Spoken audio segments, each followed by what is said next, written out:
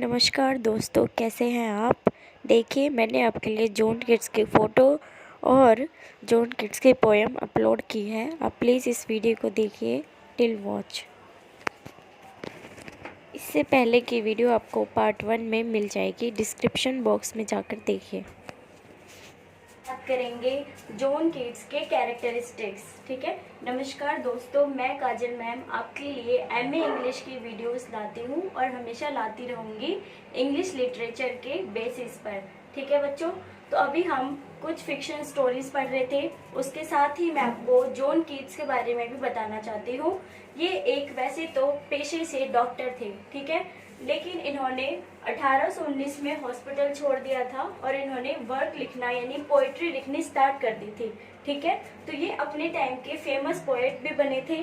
ठीक है, क्योंकि जॉर्ज ने इनको क्या किया था, इन्हें अपील कर दिया था कैश डिस्ट्रैप्ड में, इसलिए। ठीक है, इन्होंने हॉस्पिटल छोड़ दिया था और ये पोएट बन गए थे। इन्होंने फेमस पोएट्री दी थी एंडमियन ये पोएम है। ठीक है, पोएम का नाम है। इसे पहली बार पब्लिश कराया गया था 1818 में और ये डेडिकेट करता है किसको, चैटरटन को। किसको डेडिकेट करता है ये, चैटरटन को। ठीक है, इसकी जो लाइंस है वो स्टार्ट हुई थी ब्यूटी से। ठीक है, किससे स्टार्ट हुई थी, ब्यूटी से। Beauty is Joy for ever. Beauty जो होती है आपकी, ब्यूटी सिर्फ आपके तन की सुंदरता नहीं, आपके मन की सुंदरता, ये आपको हमेशा प्रशंसा ही देती है, प्रेज ही करती है, ग्लोरीफाई ही करती है। ठीक है, अब जैसे नेचर की ब्यूटी के बारे में मैं इससे पहली वाली वीडियो में बात कर रही थी कि जॉन किट्स ने ओड टू नाइटिंगेल पोएम दिया है। ठीक है, तो उसमें क्या था, ग्रेसियन अर्न में भी कि ब्यूटी के बारे में बात हो रही थी, फेथ के बारे में बात हो रही थी। तो beauty is a joy for ever. ठीक है, आई बात आपको समझ में। और ये कब पब्लिश हुआ था, 1818 में। ठीक है बच्चों, तो इसमें जो राइटिंग स्कीम थी तो कैसा था, वो पेंटामीटर था। राइमिंग कपलेट से शुरू की गई थी, तो उसको ये आयम्बिक पेंटामीटर से शुरू किया गया था। आयम्बिक पेंटामीटर, जिसको क्या बोला जाता है, हीरोइक कपलेट्स। क्या बोलते हैं, हीरोइक कपलेट्स। क्या बोलते हैं, हीरोइक कपलेट्स। ये कुछ टर्म है, आपको सीखने की जरूरत है।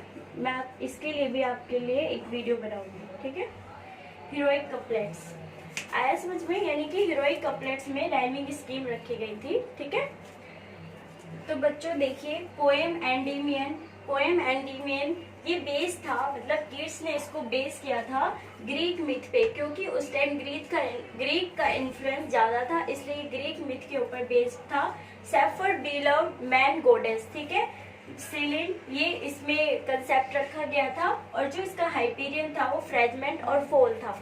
कैसा हाइपीरियन था, फ्रेजमेंट एंड फोल। ठीक है, आई होप आपने ये लाइन नोट कर ली होगी, बहुत ज्यादा इंपॉर्टेंट है ये लाइंस। तो अब मैं इसे रफ कर रही हूँ।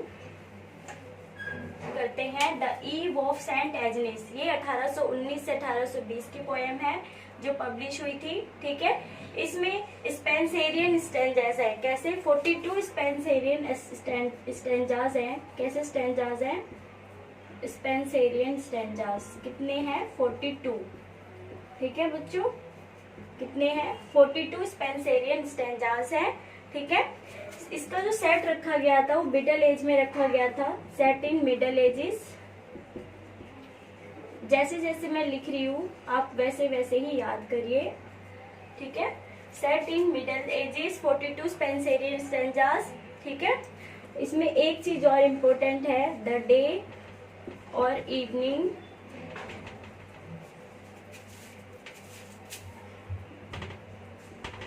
Before the feast of Saint Agnes. ठीक है, the day evening before the feast of Saint Agnes. ये बात भी इसमें बहुत ज्यादा इंपॉर्टेंट है, ये लाइन भी आपको याद करनी पड़ेगी। इसमें नेगेटिव कैपेबिलिटी दी गई है शेक्सपियर की। ठीक है, मेरा मार्कर चल नहीं रहा है तो आपको मैं लिख के दूंगी तो आपको समझ में नहीं आएगा। ठीक है, और मैं आपको बताती हूँ नेगेटिव कैपेबिलिटी कीट्स ने दिया था। ठीक है, तो उसने ब्यूटी और सेंसेरियम का बताया था कि उसमें ब्यूटी होती है, अपनी पोएम में उसने ब्यूटी को ग्लोरीफाई किया है, नेचर की। ठीक है,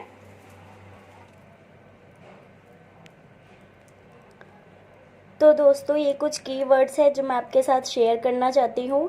एडोनिस पेस्टोरल एलजी, ये रिटर्न किया गया था किड्स के लिए। ठीक है, किड्स की डेथ पर ये एलजी लिखी गई थी, एडोनिस। ठीक है, ये आपको मेमोराइज करके रखना है। Life like a dome of many coloured glass, life किस तरह का है, डोम ऑफ कलर्ड ग्लास है। ये शैलीज एडोनिस का लिखा हुआ वर्क है। Who said that about himself, my name is writer in water, ये किसने कहा था, my name is right in water, Keats ने, जॉन कीट्स ने।